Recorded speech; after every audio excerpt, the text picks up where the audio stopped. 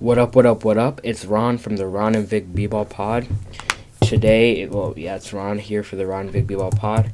Today, y'all gonna know something different. There's no Vic today. Vic he couldn't be on the episode this week, but he should be back next week. Don't worry, next Wednesday. Wednesday night, always new episodes. So yeah, last week was Thanksgiving. Hope y'all had amazing Thanksgiving. Not too long now, only as recording this, 11 days till Thanksgiving. And today's gonna be a bit of a shorter episode than normal. This hasn't been the funnest, the most exciting week of NBA basketball, but we'll still find stuff to talk about. So yeah, let's just do some early stuff before we start. We have a Patreon, patreon.com/RonVicBball, all caps, no semicolons, just semicolon, no underscores, nothing, just RonVicBball, all caps. But yeah, I appreciate the support on the last two episodes, and yeah, glad you came to listen again. But here, let's just get into it. All right, so I wanted to start with Utah Jazz. Right now, the Utah Jazz they're 12-9. They're 6 in the West, and coming into this season, they had really big expectations in free agency. Signing Mike Conley and Bojan Bogdanovic in free agency after making it to the second round of playoffs. Last 2 years, right? Who did they face last year? I know they made it 2 years ago where they beat OKC, but I know OKC this year got beat by someone. Didn't they? Oh yeah, they faced Houston in the first round, lost to them. But they made 2 straight playoffs, led both years by Donovan Mitchell, young player out of Louisville. But this year they haven't really been producing. I'm pretty sure they've lost 4 out of the last 5. Yeah, they've lost 4 out of their last 5. Now they've dropped to 12-9, 6 in the West. And yeah, hasn't been the most exciting year for them. Mike Conley got off to a really bad start towards the beginning of the year, and he's still not playing well. Only averaging about 14 and 4.5 this season. Donovan Mitchell doing what he normally does, averaging 24.5. On about 37% from 3, 46%, about 46% from 2. It's averaging 3.5 assists, 5 rebounds, 2 turnovers. It's a pretty normal season. I think when you talk about Donovan Mitchell, hasn't really made a huge leap up, but hasn't made much of a leap down. Just stayed where he's been.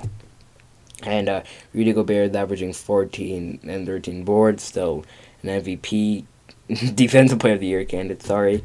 And, Bojan Bogdanovic, there's another new signing this year from Indiana, is averaging about 21 points per game, shooting 45% from 3, ridiculous mark, shooting 6 a game, about 7 a game. And yeah, it's been a big factor for them. I'm pretty sure I had a game winner earlier this year, and it's just been huge for them. So yeah.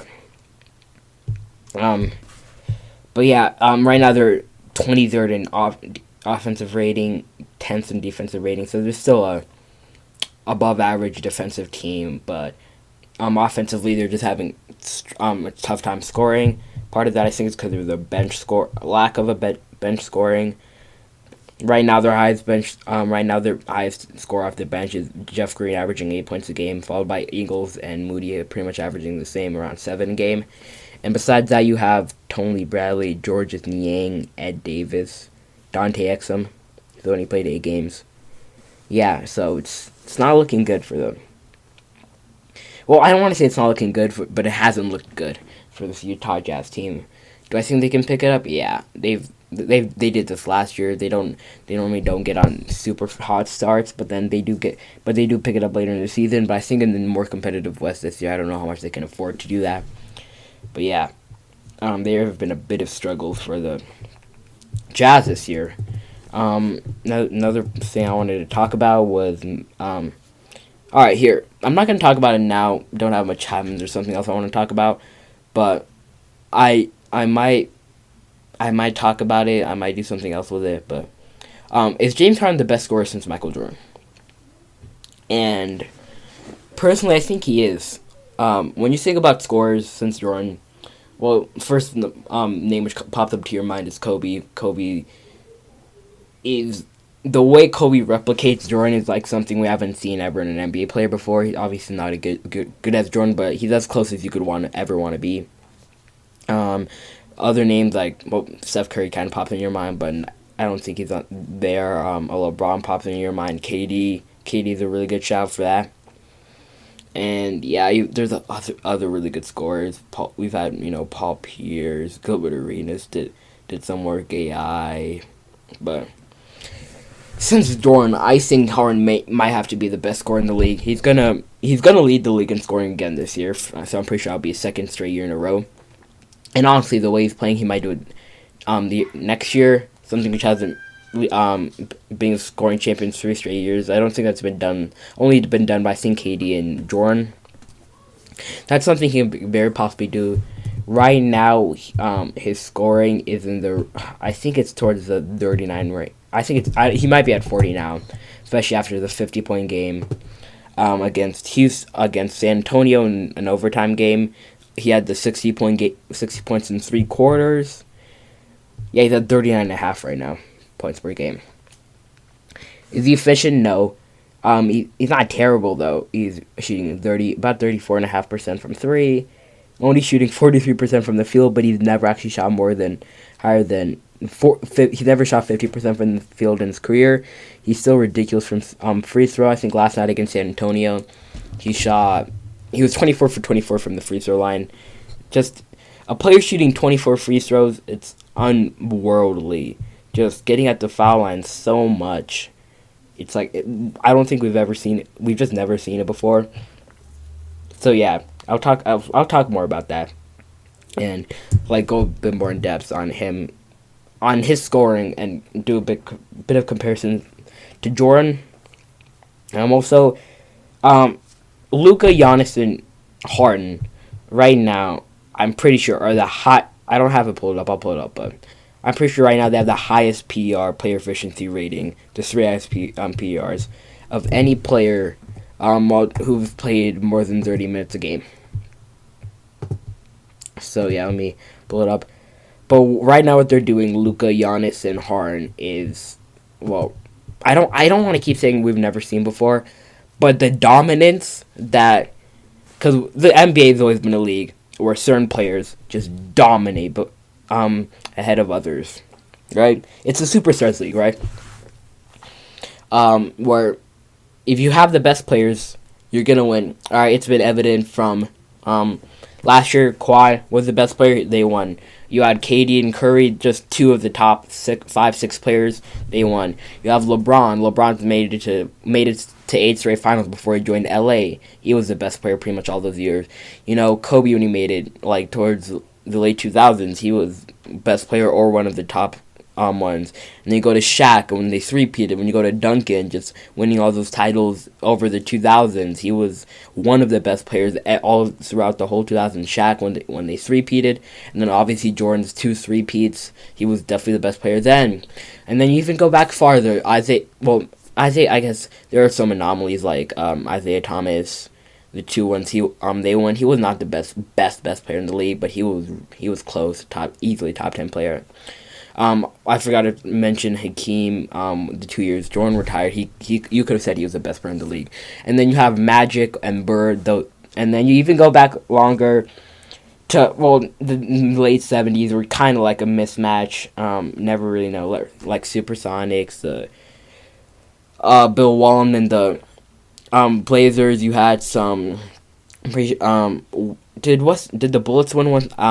Once I think the Bullets may have won once. The Knicks won twice with Willis Reed and Walt Frazier, and then you go back to Kareem when he won in 72, I think, or was it 71? One of those years, I think, in the second year, and then you go back to the ancient NBA. I don't want to say ancient, but you go back to the Will and Russell times. But you know what I mean, right? I probably read it on for way too long about NBA history. God, I already got 10 minutes. But yeah, right now, Giannis 33.8 PR. Luka 33 PR. Harden 31.9 PR are the three highest in NBA history. Harden's just a bit above Wilt's 1963 season where he was at 31.8, so just 0.1 ahead of that. But and then even go down, it goes Giannis, Luka, Harden, Wilt, LeBron, Jordan, Wilt, LeBron, Jordan, Curry, Jordan, LeBron, Jordan, Giannis last year, Anthony Davis in 2015, LeBron, Robinson, and then Harden and Shaq are round out the top 20. All easily Hall of Fame, all not just Hall of Fame players, the first ballot, you'll like first chance you get, you're getting in the Hall of Fame type of talents. Was the worst player being on that list is Anthony Davis maybe or Harden and there are a lot of recent players, not many. There's no Magics or Birds on the list, which is maybe a bit surprising. But just some of the greatest seasons ever, where there's been 27 players that ever averaged 30 PR, have a 30 plus PR per season, and they're all amazing. But yeah, just the dominance those three players. Obviously, it won't. I don't think there's any way that this is being kept up. Especially by Luka and Harden. I don't think they'll stay in the top 3. They might drop down. I think they do have a chance of being in the top 20, I think, as their numbers drop down. But Giannis, the greatest modern day PR season is LeBron's 09 season, followed by Jordan's 88 season. Giannis's season this year, his 20th season, I think there's a definite chance where it could be either the highest in modern history or actually just stay number 1. Because right now he has about 2 PR lead, which is really large. That separates Dwayne Wade in 2009 to that separates Dwayne Wade at 23 to Luka at number 2 is a 2 PR difference. So this is all really, really close, like a 0.1 per each spot almost. But yeah, I think Giannis, the way he's playing now, I think he has to be the definite just front runner for MVP. LeBron, I don't think will play enough games to reach him. Luka, I don't think he can average almost a 30-point triple-double for too much longer. Harden, I want to say Harden can't average 39 for a whole season, but he averaged 36 last year, so he'll get pretty close. But his efficiencies stay where they are. I just don't see him getting any higher than where he is now. So yeah, Harden I think might be crossed off the list. So yeah, right now Giannis, the way Giannis is playing, he's not doing anything super spectacular. Like if you told me, oh, all right, Giannis is gonna average, where are his averages? If you told me Giannis was gonna average 30 and 14 for the season, I would not say you're crazy, because he might. But yeah, that's enough on that. Another thing I wanted to talk about. Let's see. What else is on my list before I get to the main segment? Melo win Player of the Week. I'll go quickly over this. He's averaging, I think, 16 a game. On the Portland team, about what he averaged on OKC, where he played a whole 78 games. So I definitely see him having a job for the rest of the year if he keeps this up. Doesn't do anything dumb. He should have a job for the rest of the year. But yeah, he won Player of the Week. He wasn't the best Player of the Week, but I think it said first time since 2012 since he won Player of the Week. He didn't play for a full NBA season after what happened with him and the Rockets, coming back and averaging I think 20 for the week. It's at the age of 36, I guess. This is just off the top of my head. 35 in 190 days, so pretty close. But yeah, just doing this after just being in shape for that long, I think he deserved it. LeBron's not gonna be oh man, I didn't win my 45th Player of the Week in my career. I don't know how accurate that number is, but I didn't win my 45th Player of the Year. Oh, man, I'm mad. Or a Luka, man, I didn't win that Player of the Week. He's gonna win 10s more. He's gonna win a bunch more of the rest of his career. So it doesn't matter. But yeah, nice to see Melo back. Uh, Fred VanVleet. Just a quick thing I saw. Not he's not anymore, but yesterday he was not. Basketball Reference, they have this like MVP tracker saying they have like probabilities. He was under like 1%, but Fred VanVleet was number 10 in their basketball in their MVP tracker, right? He's averaging 18 and a half and 7.5 right now, and I think there's an article, I don't remember by who, but it's about like how Fred VanVleet, he wants like he's expected. The article said, I'm not saying he is, but it said like he was talking about how he was expected to get like 25 to $30 million a year in free agency, and although I don't think he's getting towards $30 million a year, Fred VanVleet getting a $20 million contract this year is not out of the realm.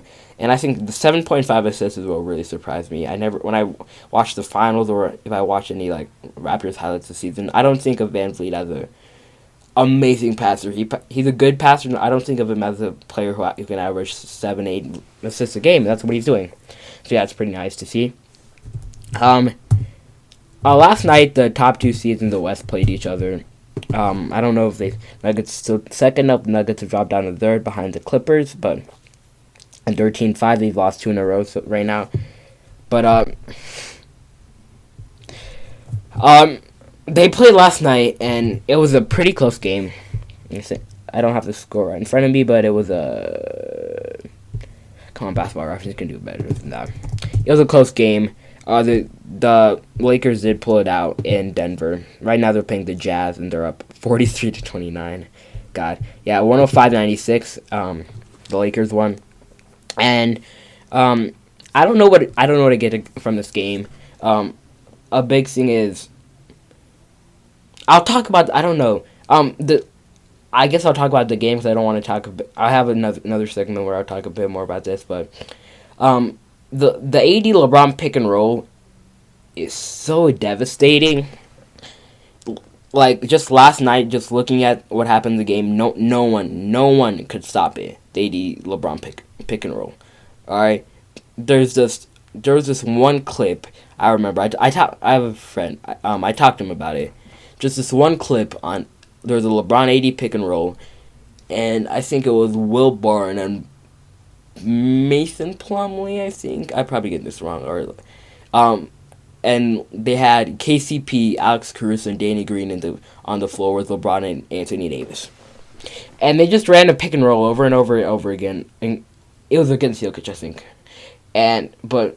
That's not what matters. Just their pick and roll is so devastating, with LeBron right now being the best passer in the league, with the best center in the league, top 3 player in the league, in LeBron, who's put around shooters, Danny Green is an elite level shooter, and Alex Caruso and KCP are both good shooters.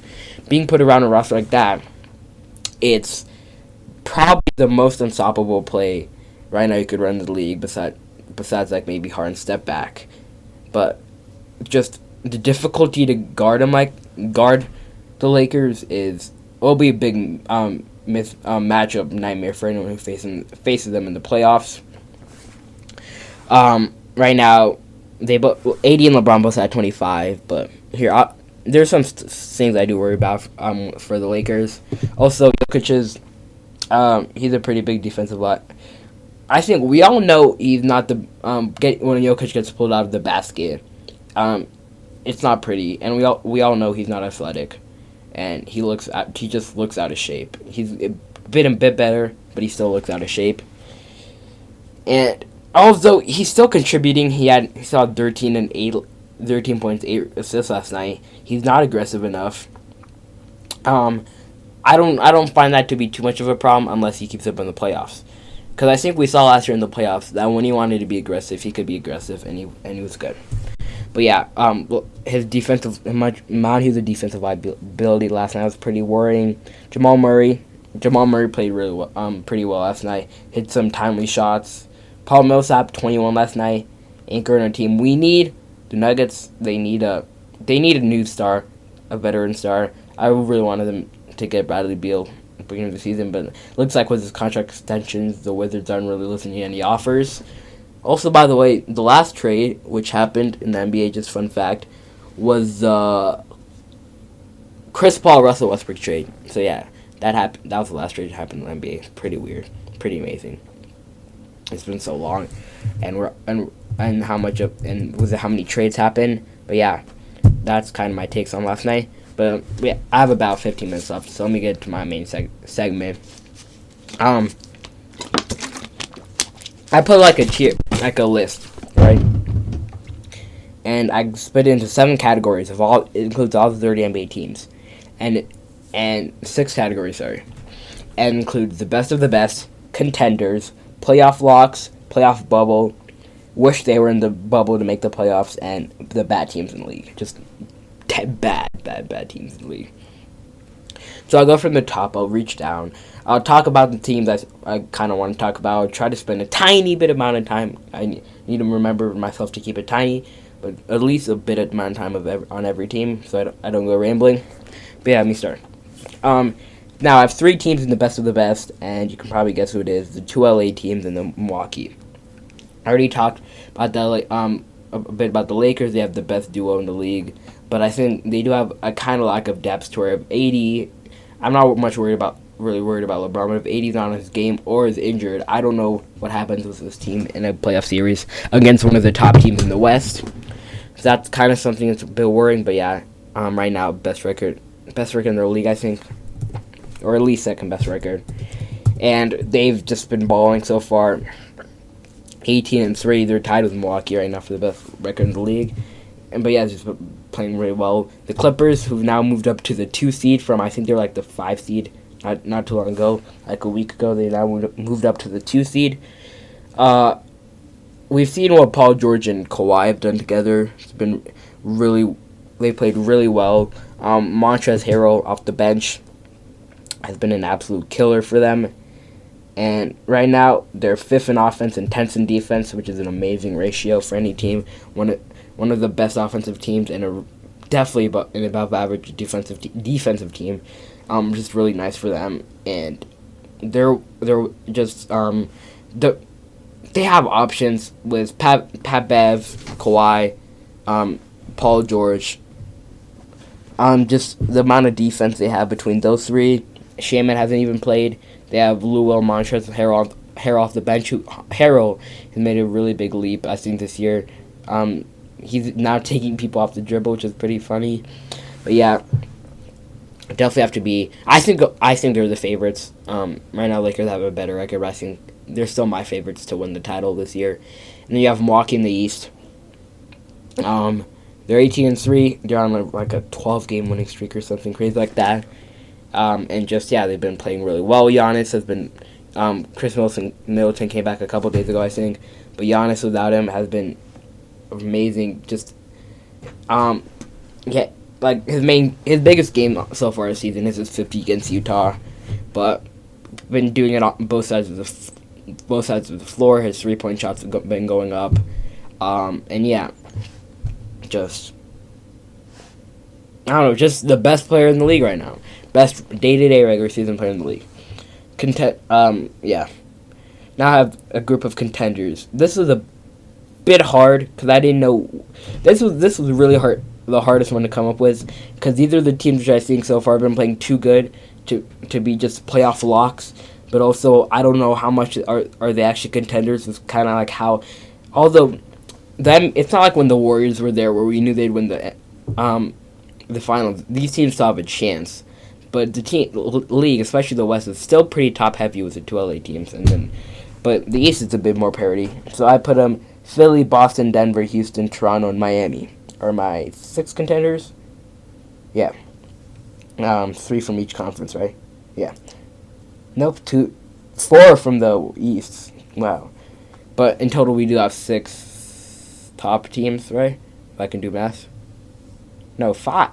We have 5 from each conference, alright.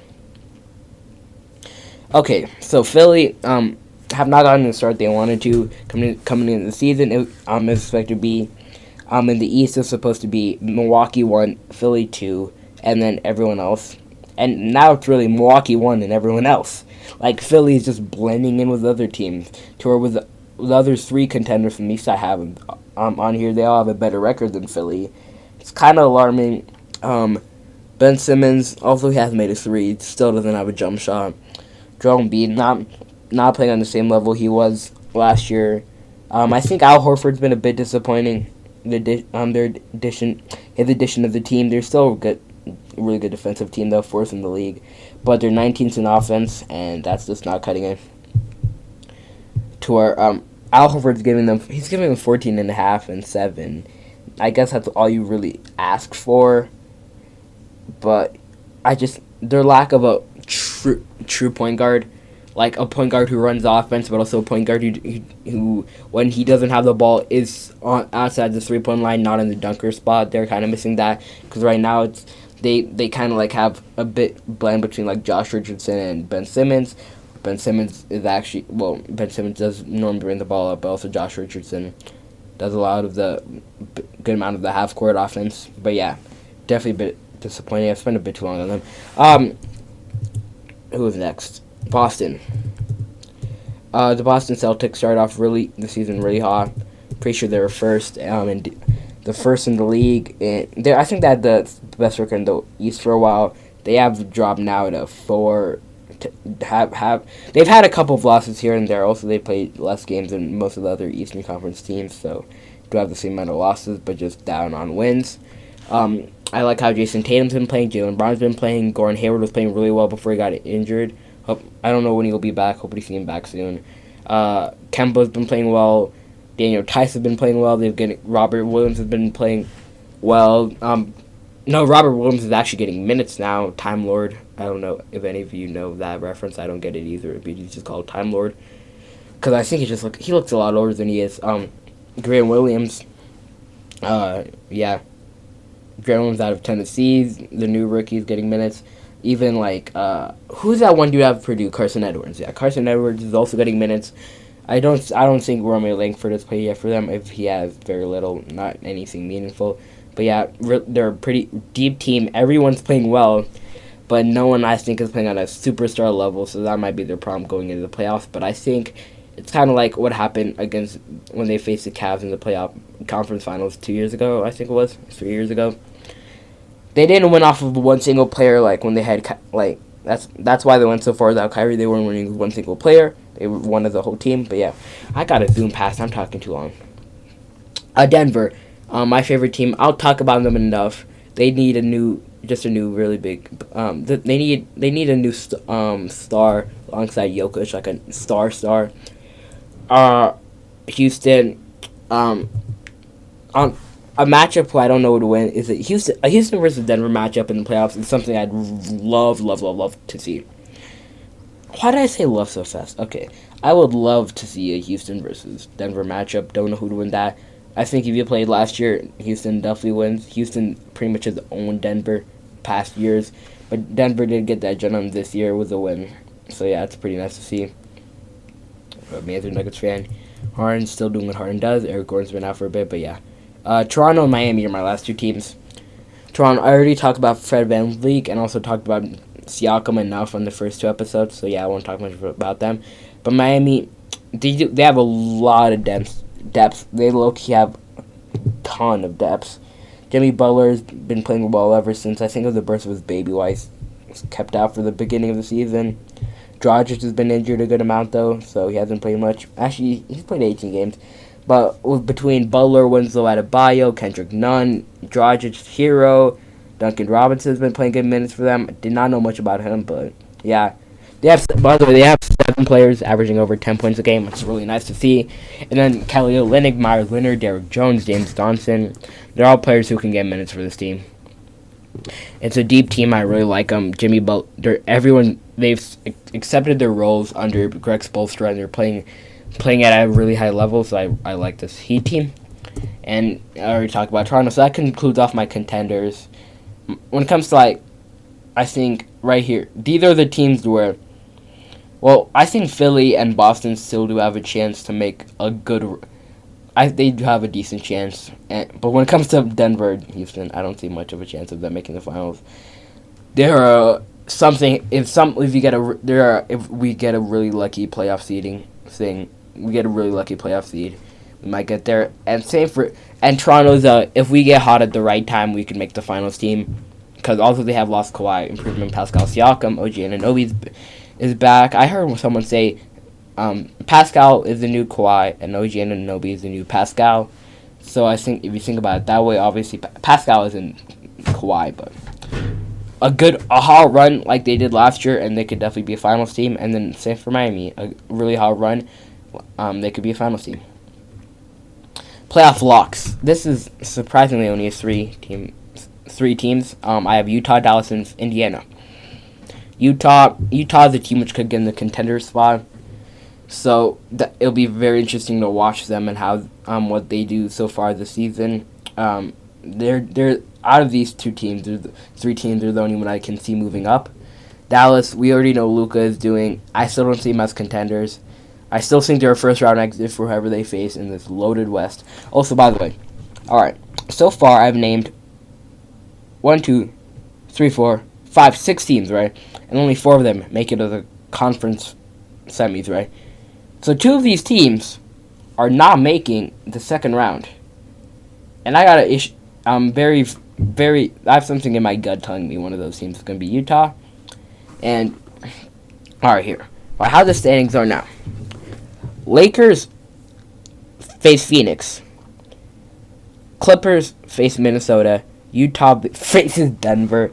And Houston faces Dallas. So right now, the matchup is a Lakers. We're going to have a Lakers Houston second round and a Clippers Denver second round. That'd be pretty nice. But just think Utah and Dallas, they're both coming out. As of right now, they both come out in the first round, and those are probably my 2 bets to be out in the first round. I just think right now, the most important thing you can do is get a top 2 seed in the West, because you're pretty much secured to the second round.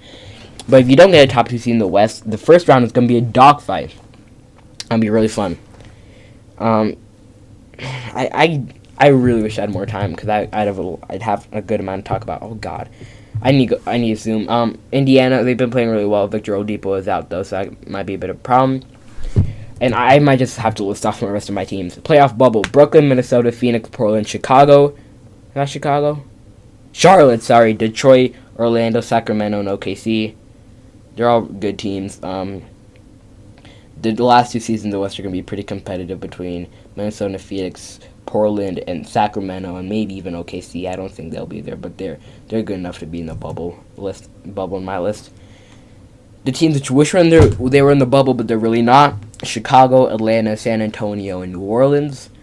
New Orleans, I think, out of all these teams, people really thought they'd have a chance to be in this playoff bubble. But the way they start off the season, I don't think they are. They could pick it up towards the end. I don't think they will. And I just think Sacramento, Phoenix, Minnesota, they're all better than them. And OKC too. And then the bad teams, this is pretty easy. New York, Washington, Golden State, Memphis, Cleveland. New York, they've been a bad team for who knows how long now. Haven't really won anything in the last 20 years. Washington, John Wall seems like he's going to be injured forever. And, yeah, just it's the Bradley Beal show. And, let's see how many points let's see if we can break the over for points. That's what show it is. Total points. By the way, if I was old enough to bet, if there was one, I think there'd only be one sure thing bet in the NBA right now. And that's the Washington Wizards to achieve their over on the over-under in total points. Like, they'll allow, 150 points a night, consistently. Or score 150. They're third in offense and last in defense. 123 points per 100 possessions.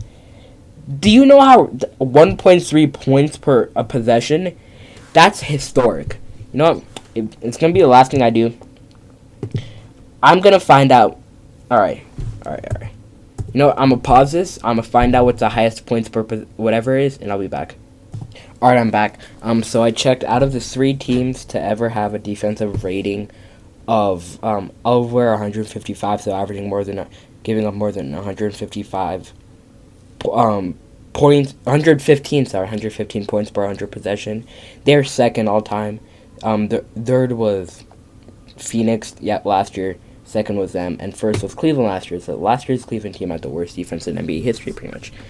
So yeah, but this Washington team is a pretty close second, and the amount of points they give up is it's just ridiculous. But actually, somewhere it said 122, somewhere it said 117 or 16. But so they might actually be the worst defensive team in NBA history. But yeah, that's it from the Ron and Vic B-Ball pod. Catch y'all next Wednesday. So peace.